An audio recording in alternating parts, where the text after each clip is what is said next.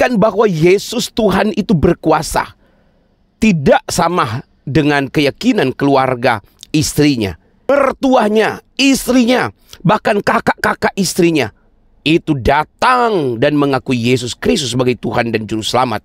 Saudara, hal itu mengejutkan.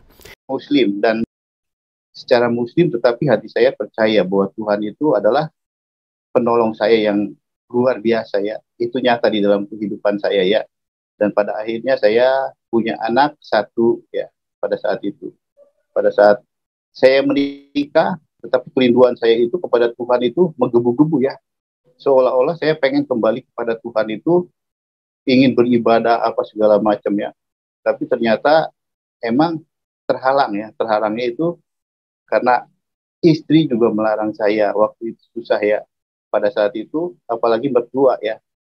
Pada saat setiap saya mau pergi ke gereja itu, selalu mertua itu ada di depan pintu saya, menjaga supaya saya tidak jadi pergi ke gereja ya pada saat itu.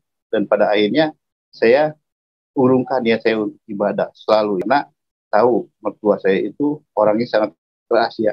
Dia selain itu juga dia seorang okkultisme yang mempunyai ilmu gitu ya. Jadi begitu semakin kehidupan saya semakin susah ya untuk ingin sekali dekat sama Tuhan ya. Pada saat itu akhirnya saya memutuskan ya udah kita berdoa aja di rumah terus. Pada saat sampai akhirnya saya berdoa, tetapi doa itu juga sangat kayak gimana ya, kerinduan saya kepada Tuhan, ingin datang sama Tuhan itu sulit sekali ya. Dan pada akhirnya saya mengalami sakit ya. Nah, pada saat saya sakit itu ternyata saya udah tidak lagi bekerja ya. Dan pada saat itu keluarga nggak ada yang tahu sama sekali. Ketika saya sakit semakin parah dan keluarga baru mengetahui karena istri saya itu masih tahu ya. Pada saat itu saya diajak ke orang tua saya, tinggal di orang tua saya bersama istri saya ya. Tidak lama menjelang itu ya saudara, itu mujizat juga terjadi pada mertua saya ya, yang mungkin yang kemarin dia saksikan itulah keajaiban Tuhan ya, di mana Tuhan luar biasa ya pada saat itu. Dan kebaikan Tuhan itu buat saya itu tidak bisa terbalaskan dengan apapun ya saudara. Pada saat itu saya dalam keadaan susah apapun, Tuhan tolong saya ya. Dan pada akhirnya saya sehat sampai sekarang, itu semua karena Tuhan ya. Walaupun saya sehat bukan cuma hanya bebas dari sehat saya ya, dari sakit saya, tetapi saya juga bebas ya. Keluarga saya menangkan ya. Dan puji Tuhan ya, beberapa kakak dari IPA juga sudah bertobat ya. Ya itulah kesaksian saya ya. Haleluya, puji Tuhan. Shalom, salam sejahtera dalam kasih Tuhan kita Yesus Kristus. Bagaimana kabar saudara hari ini? Kami berdoa saudara semua dalam keadaan sehat dan diberkati oleh Tuhan. Kali ini berita dari Jawa Barat menggemparkan saudara-saudara seentero para mualaf-mualaf dan mereka yang tidak percaya kepada Yesus. Kenapa? Karena saudara bayangkan, ketika dia seorang Kristen, kemudian dia menikah dan akhirnya berpindah agama. Namun, ketika dia berpindah agama, dia menjadi berkat dan menjadi saksi bagi mereka. Dia membuktikan bahwa Yesus Tuhan itu berkuasa. Tidak sama dengan keyakinan keluarga istrinya. Saudara, awalnya keluarga istrinya, mertuanya sangat membenci dia. Bahkan menjaga dia, jangan-jangan sampai dia kembali ke gereja. Namun ajaibnya, ketika mereka melihat mujizat Tuhan, ketika mereka melihat Yesus mengadakan dan menyembuhkan keluarga mereka, mertuanya, istrinya, bahkan kakak-kakak istrinya, itu datang dan mengakui Yesus Kristus sebagai Tuhan dan Juru Selamat. Saudara, hal itu mengejutkan. Dia bahkan sampai terheran-heran pekerjaan Tuhan yang luar biasa telah menyelamatkan satu keluarga, mertua, sampai kepada kakak, adik ipar-iparnya. Bahkan mereka adalah pembenci-pembenci, mereka sangat membenci kekristenan. Namun akhirnya mereka mengakui sesungguhnya Yesus Kristus itu Tuhan dan Juru Selamat. Nah, bagaimana kisah selanjutnya? Silakan saudara ikuti terus video kami ini. Haleluya. Nah, puji Tuhan, di mana saya bersyukur ya kepada Tuhan, dan saya memperkenalkan diri sebelum saya bersaksi ya. Nama saya Moni Permana. Saya dilahirkan dari kalangan Kristen. Saya mempunyai 5 bersaudara, 5 bersaudara, semuanya itu Kristen ya. Jadi pada waktu itu ibu saya itu Muslim dan bapak saya Kristen ya. Tetapi ketika saya waktu kecil itu, saya sudah ditinggal orang tua yang Kristen itu. Jadi intinya saya juga iman kekristenan saya itu tidak bertumbuh dengan baik ya. Dari kecil saya nggak pernah diajak untuk sekolah minggu. Dan pada saat saya mulai injak remaja, saya mulai mencari sendiri ya, di mana itu Yesus itu. Saya mulai memberanikan diri datang ke gereja ya, puji Tuhan. Dan akhirnya pada tahun 97 saya dan saya menikah ya. Pada saat itu, sebelum menikah saya kenalan dulu dengan yang di luar Tuhan ya.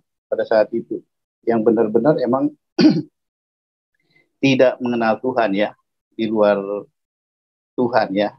Tetapi pada waktu itu saya masih muda, karena saya juga nggak berpikir untuk hal keimanan saya, di mana itu saya mungkin saya saya nggak memperhatikan. Pada saat itu akhirnya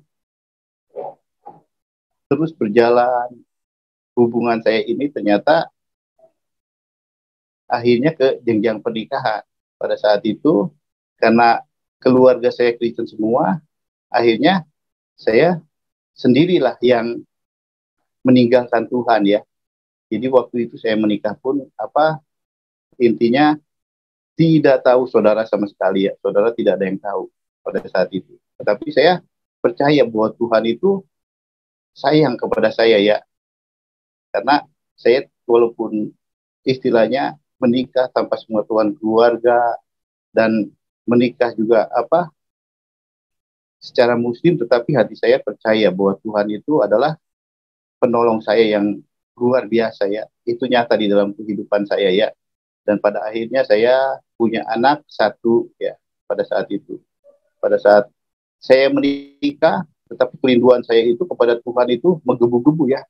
Seolah-olah saya pengen kembali kepada Tuhan itu, ingin beribadah apa segala macam ya.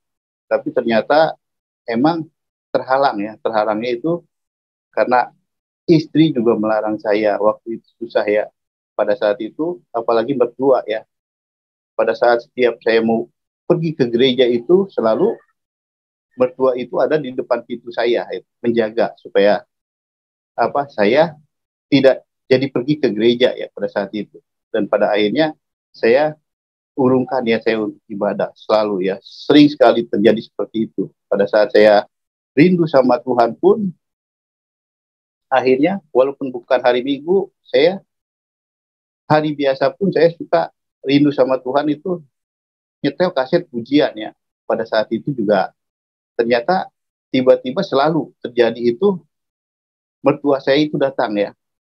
Pada saat datang itu dia cabut listrik yang ada pada tip saya itu, ternyata dia ambil kasetnya, dia patahin, dia injak sambil berkata ke saya, orang kafir katanya, lagi kesidahan. Pada saat itu saya cuman mengelus dada ya, Tuhan tolong saya, kuatkan, jangan sampai saya kena emosi gitu ya. Karena melihat seperti ini ya, pada saat itu kehidupan saya semakin hari semakin terjepit ya. Saya cuma hanya berharap kepada Tuhan, pertolongan Tuhan ya pada saat itu. Dan pada saat itu tidak ada yang bisa membantu saya sama sekali ya. Karena keluarga pun melihat keadaan saya, apalagi dengan keluarga saya sendiri mereka nggak mau berhubungan gitu, karena tahu mertua saya itu orangnya sangat keras ya. Dia selain itu juga dia seorang okkultisme yang mempunyai ilmu gitu ya. Jadi begitu semakin apa kehidupan saya semakin susah ya untuk ingin sekali dekat sama Tuhan ya. Pada saat itu akhirnya saya memutuskan ya udah kita berdoa aja di rumah terus. Pada saat sampai akhirnya saya berdoa, tetapi doa itu juga sangat kayak gimana ya, kerinduan saya kepada Tuhan, ingin datang sama Tuhan itu sulit sekali ya. Dan pada akhirnya saya mengalami sakit ya. Nah, pada saat saya sakit itu ternyata saya udah tidak lagi bekerja ya. Dan pada saat itu keluarga nggak ada yang tahu sama sekali. Ketika saya sakit semakin parah dan keluarga baru mengetahui karena istri saya itu ngasih tahu ya. Pada saat itu saya diajak ke orang tua saya, tinggal di orang tua saya bersama istri saya ya. Dan pada saat itu saya sakit, saya dibawa ke rumah sakit. Pada saat itu di rumah sakit itu ketemu dengan kakak saya yang kedua. Dia langsung memeluk saya ya pada saat itu. Karena kenapa? Sudah lama nggak ketemu gitu. Pada saat itu saya juga rindu gitu, sebetulnya sama keluarga. Pada saat itu saya bersyukur saat inilah jalan saya gitu, untuk minta selain bantuan doa atau ya mungkin dukungan doa seenggaknya ya. Pada saat itu saya akhirnya saya sakit 2 hari, saya berobat dirawat di situ tidak kunjung sembuh, saudara. Pada akhirnya saya dibawa ke daerah Kerawang itu di Dewi Sri ya, rumah sakit Dewi Sri itu. Saya dirawat di situ 2 minggu. Pada saat 2 minggu itu ternyata bukannya sembuh, sakit saya itu semakin parah, saudara. Saya berjalan kurang lebih 10 langkah aja udah jatuh gitu. Pada saat itu ada kakak saya yang di Lipo Cikarang itu menyatakan rumah sakit ini di Kerawang itu nggak ada yang baik. Mari berobat ke tempat saya di Lipo. Akhirnya saya dirawat di Hosana Medica. Waktu itu emang saya sempat menolak ya, karena saya pikir saya nggak mau menyusahkan keluarga. Tetapi ya keluarga itu menyatakan bahwa kamu nggak boleh menolak. Kalau misalkan menolak, istri kamu, saudara kamu semua itu merasakan sakit juga. Akhirnya saya ya udah, saya mau dirawat pada saat itu ya. Dan akhirnya dirawat selama 1 bulan. Ternyata dokter itu menyatakan bahwa Bapak ada jantung Bapak itu rembes, tapi tidak apa, kan. Bapak nggak masalah ini jantung rembes. Pada akhirnya saya selama 1 bulan berobat di Hosana Medica itu, pulang bukannya sembuh ya saudara, malah bertambah parah ya. Jadi setiap kontrol juga hanya dikasih obat, itu obat pun sebetulnya nggak ada pengaruh apa-apa ya.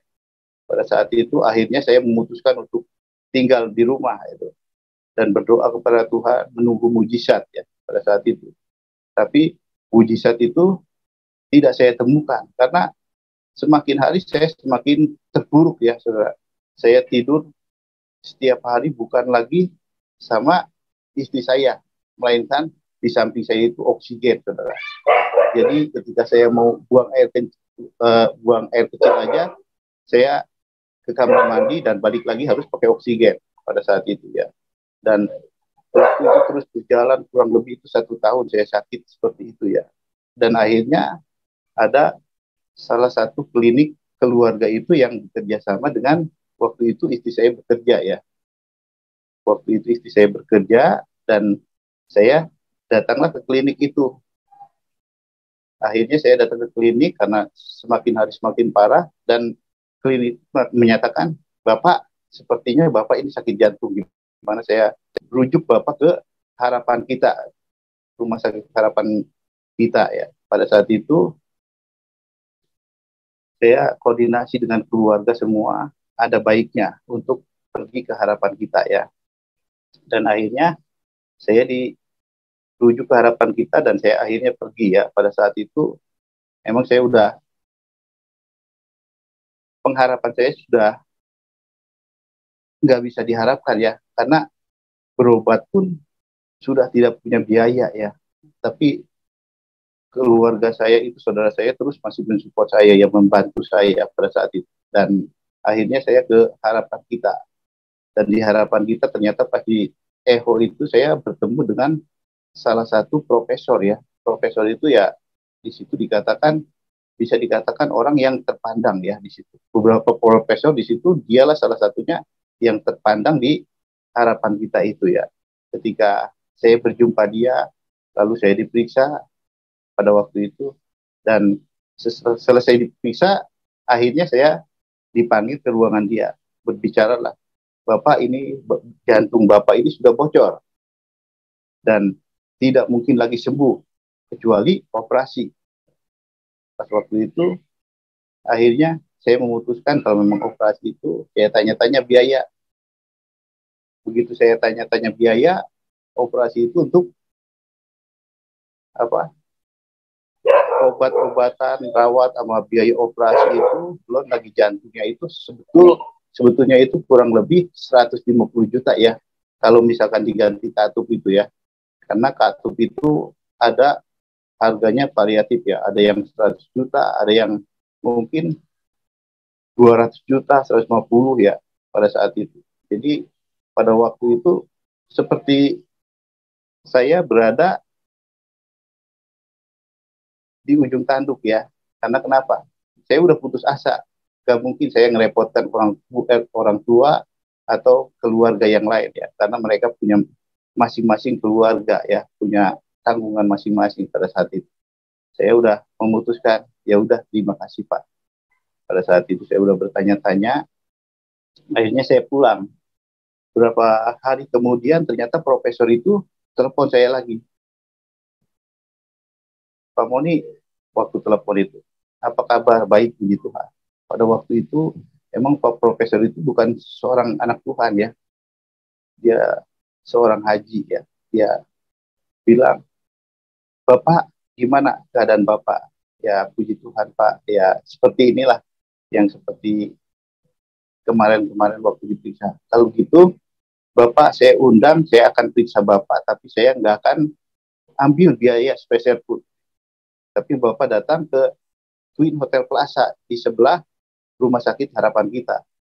Pada waktu itu dijadwalkan akhirnya saya berangkat dengan kakak saya, dan pada saat itu di ruangan yang mungkin terbuka ya, di satu gedung, tetapi di situ saya kaget ya. Pada saat itu ada layar LCD segala macam itu besar-besar ya, dan di situ itu juga banyak profesor yang ada ya di situ. Ternyata saya itu dipakai uji praktek ya, karena waktu itu ada alat yang baru ya, namanya itu mungkin echo ya. Pada saat itu saya ditanya sama profesor, udah makan? Nah, siap Bapak. Feeling saya mungkin ini obat untuk, mungkin cara alternatif untuk menyembuhkan saya. Ternyata cuma hanya pada waktu itu saya dicek jantung saya itu, terlihatlah di kamera ya. Pada saat itu waktu saya bernapas terbuka, jantung saya itu menyembuhkan percikan darah ya. Yaitu yang disebutkan itu profesor itu, jantung Bapak ini bocor. Bapak setiap bernapas itu memercikan darah. Jadi darah Bapak itu ya seperti ini tuh. Karena jantungnya bocor, mungkin terbuka atau gimana, saya kurang ngerti ya. Pada saat itu selesailah uh, cek semuanya itu ya. Pada saat itu dokter itu bertanya lagi ke saya, Pak, ya ini udah jelas Bapak ini ya harus operasi, tidak ada cara lain, tidak ada obat yang bisa menyembuhkan Bapak untuk saat ini. Tidak panjang lebar, saya langsung pamit. Ya udah, terima kasih Pak. Pada saat itu saya pulang ya. Saya pikir hanya menunggu waktu saja, saudara. Pada saat itu kurang lebih 1 minggu, ternyata profesor itu telepon lagi ya. Padahal saya nggak ada sangkut paut apa-apa dengan profesor itu ya. Tiba-tiba profesor itu menyatakan bahwa, Bapak, gimana keadaan Bapak? Dia 2 kali ya. Waktu itu telepon hari Minggu. Pada saat itu saya ke gereja. Yang di rumah itu ada adik saya. Pada saat itu adik saya bilang, Pak Moninya nggak ada ke gereja. Pada saat itu hari Seninnya dia telepon. Pas waktu saya angkat, Bapak gimana kondisi Bapak, keadaan Bapak? Ya seperti ini Pak. Ya seperti yang kemarin-kemarin yang memang Bapak lihat. Cuman ya keadaan sekarang itu mungkin ya saya tidak bisa banyak kegiatan. Karena pada saat itu emang benar-benar saya jalannya kesulitan sekali ya. Untuk berjalan 10 langkah aja, saya harus apa pegang tongkat ya. Udah gitu, napas sesek ya. Udah kayak mau jatuh gitu ya. Akhirnya profesor itu bilang kepada saya, Bapak, jadwal operasi Bapak sudah disiapkan. Saya bilang ke dokternya, ke profesor itu, Pak, tidak ada yang menjadwalkan operasi saya dalam keluarga saya pun. Saya nggak punya biaya, saya bilang. Tapi Bapak ada di sini, jadwal operasi Bapak udah dipersiapkan. Yang penting Bapak kesini dulu. Pada saat itu, saya pikir saya penasaran ya, apakah benar operasi ini, siapa yang menjadwalkan itu, apa keluarga atau apa. Pada saat itu saya tanya nggak ada. Dan pada akhirnya saya datang, akhirnya ternyata di sana sudah disiapkan ya segala sesuatunya. Pada saat saya di ruang intermediate itu tempat yang emang mau khusus untuk operasi ya. Tiba-tiba ada dokter jaga datang. Itu mungkin ya dokternya itu badannya gendut, putih, dan dia memakai kalung salib ya pada saat itu. Saya pikir dia itu dokter yang mau operasi saya. Tetapi malah bertanya kepada saya, Bapak kapan mau operasi? Saya polos ya, karena nggak ada biaya, saya bilang ke dokter itu, saya nggak ada biaya dok untuk operasi. Karena emang saya nggak ada biaya terus terang. Dokter itu menyatakan bahwa Bapak kalau misalkan nggak ada biaya, Bapak lebih baik pulang karena tempat ini mau dipakai orang orang yang mau operasi ya. Pada saat itu saya udah nggak enak juga, betul ngapain saya ada di sini gitu, saya nggak punya biaya, nggak ada toleransi, saya langsung telepon keluarga minta dijemput ya. Pada saat itu pas waktu dijemput itu biaya itu masih dibayar sama keluarga saya, itu kurang lebih 3 juta ya. Waktu dirawat cuma hanya 2 hari. Pada saat saya dirawat ternyata beberapa hari kemudian itu telepon lagi profesor, Bapak kemana, kok Bapak di ruangan nggak ada? Saya pulang Pak, saya nggak punya biaya. Dan saya heran ya, kenapa profesor itu ngotot ya, ingin apa istilahnya mengajak saya bahwa Bapak sudah dipersiapkan untuk operasi. Pada saat itu Bapak datang dulu ke sini. Saya sebetulnya datang ke tempat Bapak, tapi Bapak nggak ada pada saat itu. Ya saya pulang Pak, karena ada dokter yang bicara kepada saya kapan mau operasi, dan saya terus terang nggak ada biaya Pak. Dan pada saat itu saya minta pulang, dan saya juga itu bayar, kata saya. Udah Bapak kesini lagi pada saat itu.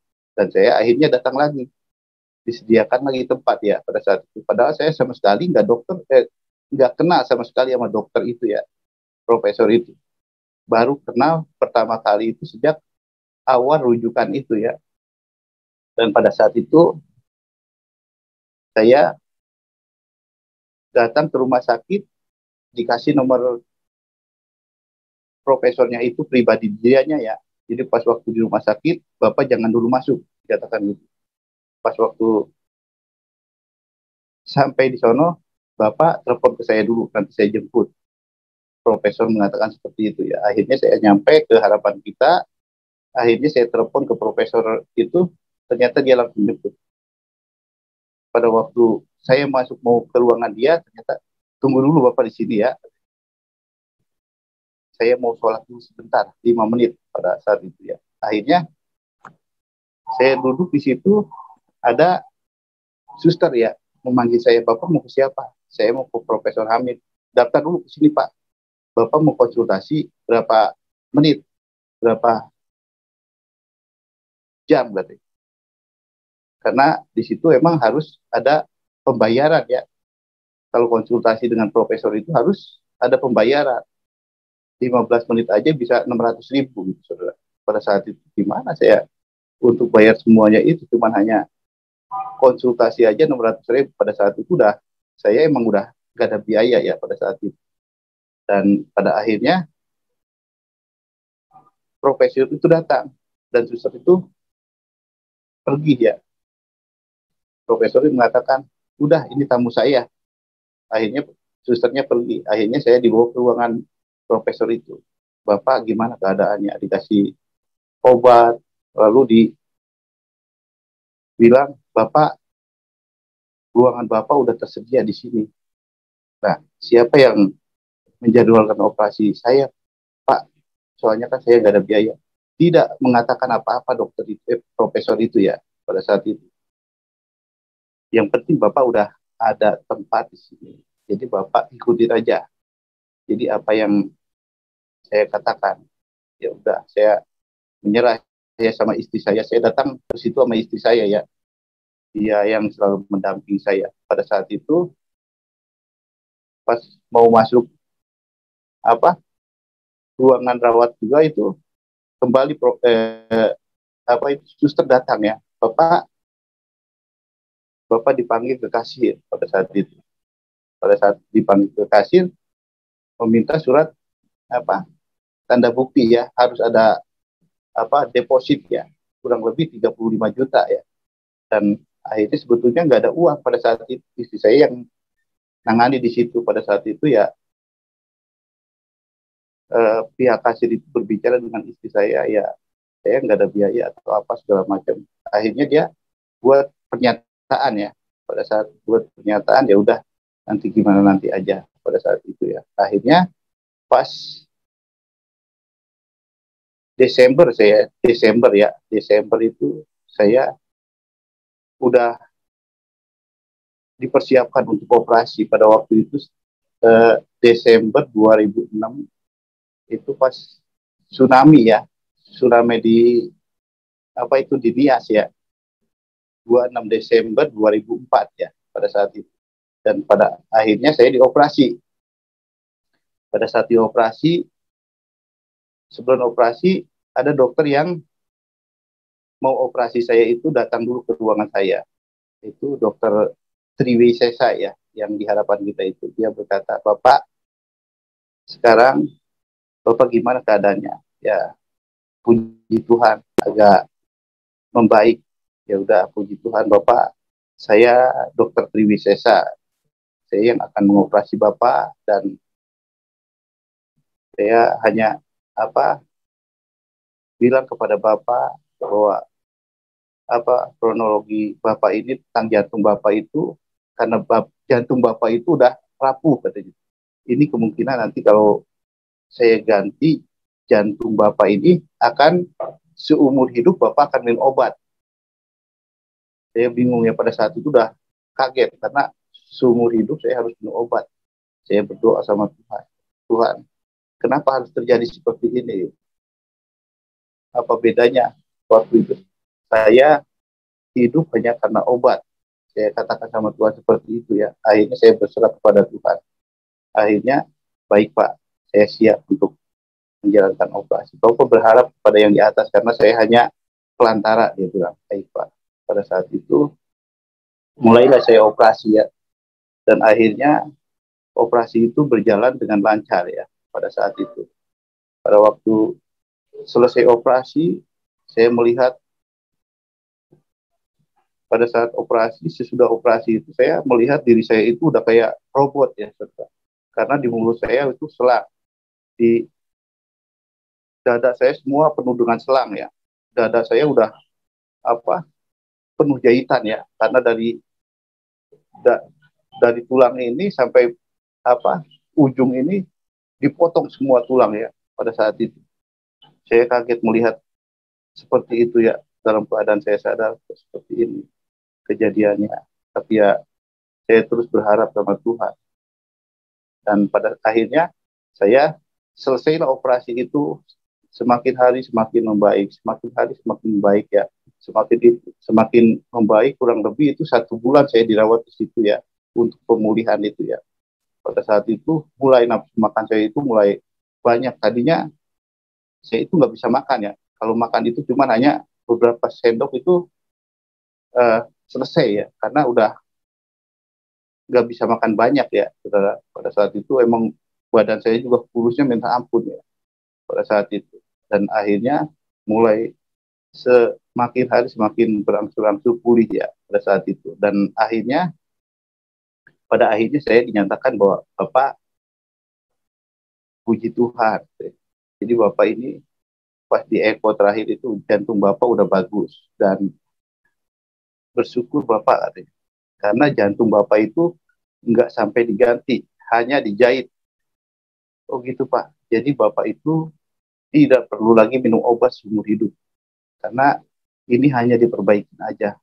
Pada saat itu puji Tuhan, saya katakannya Tuhan itu luar biasa. Pada saat itu saya dinyatakan bahwa suster datang kepada saya itu, Bapak, mungkin Bapak 2 hari lagi udah mulai boleh pulang. Nah, silahkan Bapak selesaikan administrasi pembayaran ya, semuanya nanti di kasir. Pada saat itu setelah suster itu berkata seperti itu, saya kebingungan, melongok ya saudara, karena kaget gimana untuk membayar semuanya itu gitu. Pada saat itu saya nggak pegang sama sekali uang ya, sama istri saya pun. Dan sorenya itu ternyata ada satu keluarga yang emang segereja dengan saya ya. Itu pun kebetulan dia mampir ke saya karena ada keperluan dengan saudaranya di Jakarta. Pada saat itu kurang lebih setengah jam ya, datang dan ngobrol-ngobrol. Saya senang lihatnya. Saya ada keperluan dengan keluarga saya sempatkan diri untuk berkunjung ke sini dulu. Tapi saya melihat Bapak udah segar segala macam ya. Pada saat itu, tidak lama kemudian dia pulang, dia ngasih amplop, ya, saudara. Amplop itu ya nggak bisa lama. Baik, Om, makasih banyak. Saya cuma seperti itu ya. Dan pada akhirnya dia pulang, akhirnya saya buka dengan istri amplop ini, cuman hanya berisi 200.000 ya saudara, pada saat itu. Dan akhirnya mulailah saya gelisah ya, saya nggak berani ngomong sama keluarga karena saya takut jadi beban ya pada saat itu.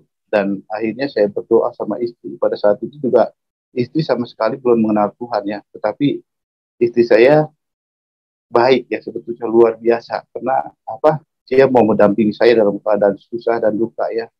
Pada saat itu saya akhirnya memberanikan diri untuk ke kasir ya, berdua, tanpa tanpa bicara sama keluarga ya. Akhirnya saya ke kasir, saya minta untuk semua biaya operasi semuanya ya. Pada saat itu ya udah, Bapak tunggu dulu ya di sini. Saya menunggu kurang lebih 1 jam ya di situ, karena rinciannya itu sangat banyak ya saudara. Pada saat itu printernya juga udah, yang di print biaya saya itu sangat panjang sekali ya. Pada saat itu saya hanya memperhatikan, dan saya juga udah gelisah ya, karena hanya yang dipegang saya itu cuma 200.000, itu cukup apa itu ya pada saat itu. Dan pada akhirnya memanggillah suster itu, Bapak silakan di sini. Pada saat itu Bapak tanda tangan di sini, dan ini rincian semua biaya operasi itu, totalnya semua itu 145 juta. Saya udah keringet dingin ya, udah muncul lagi. Jangan-jangan saya jatuh di sini, udah gemetar ya sudah melihat nominal uang seperti itu. Tapi tunggu dulu Bapak ya. Pada saat itu si suster ini kembali ke ruangan kerja, ambil satu kwitansi kecil ya, dan Bapak ini yang harus lunasi sama Bapak. Pada saat itu saya lihat, karena mata saya udah kayak gimana gitu, nggak bisa melihat ya. Pada saat saya lihat itu nominal yang di kwitansi itu cuma hanya 145.000 ya, saudara. Dan ini yang harus dilunasi Bapak. Pada saat itu saya udah puji Tuhan. Selama saya sakit itu saya berusaha ya saudara untuk mencari mujizat dari Tuhan. Bahkan keluarga saya itu, di mana ada KKR saya datangi saudara, dengan cara yang mungkin dituntun, digendong ya saudara. Tetapi tidak mendapatkan. Tetapi ya Tuhan menginginkan dengan cara seperti itu ya. Mujizat itu terjadinya. Bahwa saya itu harus mengalami operasi ya. Tetapi operasi itu juga sesuai apa yang saya inginkan. Karena waktu dokter Triwisa saya itu mengatakan bahwa jantung saya mau diganti, bahwa Bapak harus seumur hidup minum obat, ternyata tidak jadi ya. Itulah luar biasanya Tuhan. Saya sembuh. Pada saat saya sembuh itu, saya merasa puji Tuhan bebas ya. Tetapi ternyata masih ada masalah ya. Karena masalah saya itu satu ya. Di dalam rumah saya semakin hari semakin pulih dan semakin dipulihkan dan akhirnya saya sehat. Dan tetapi bukan di situ saya begitu saja saya selesai ya dengan apa masalah saya ya pada saat itu. Dan pada saat itu saya masih harus menghadapi mertua saya pada saat itu yang mungkin keras ya pada saat itu.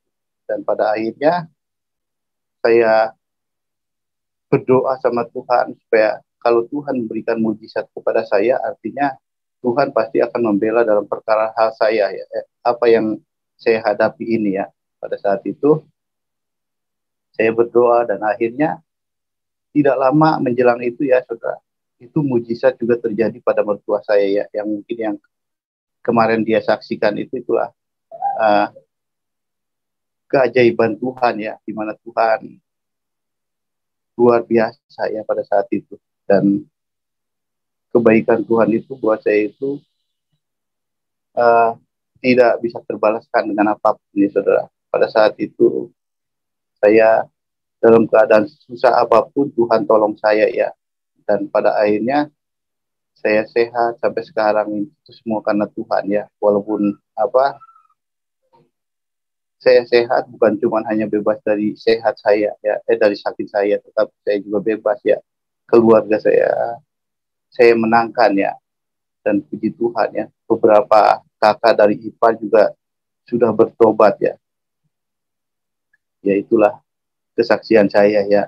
Mungkin ya bisa memberkati kita semua ya, di mana Tuhan tolong saya dan di mana Tuhan akan mengadakan mujizat bagi yang mengandalkan Tuhan ya.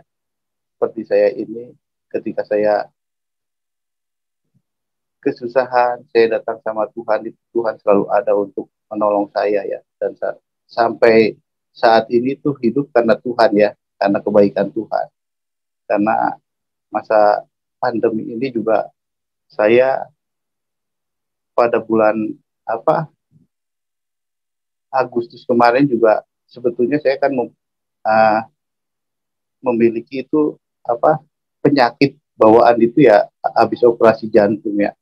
Itu dinyatakan sama dokter itu hati-hati jangan sampai kena virus. Ternyata pas bulan Agustus itu kena ya, varian baru itu yang Delta ya.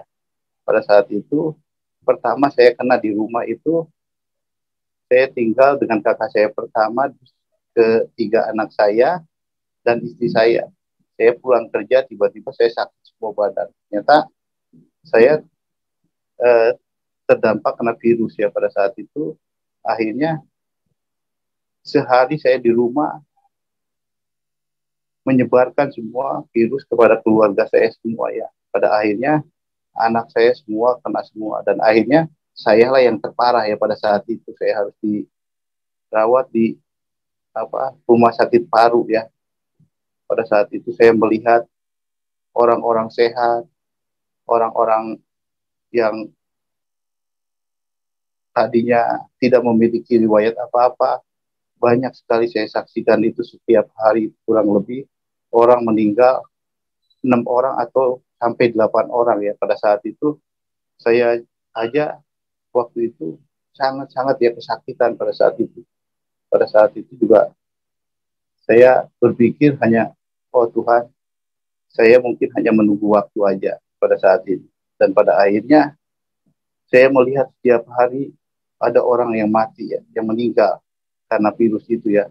Termasuk satu jemaat dari gereja saya itu meninggal, dan satu lagi saudara saya yang yang badannya lebih besar dari saya dan lebih sehat dari saya itu, dia juga meninggal ya saudara. Tapi puji Tuhan ya, kalau saya sampai saat ini masih bisa bersaksi untuk Tuhan ya, untuk menceritakan kemurahan Tuhan bahwa saya bisa pulih ya. Pada saat itu istri saya pun sedang mengandung besar ya, kena dampak virus juga, akhirnya dirawat juga. Tapi puji Tuhan, keluarga saya tidak ada yang jadi korban.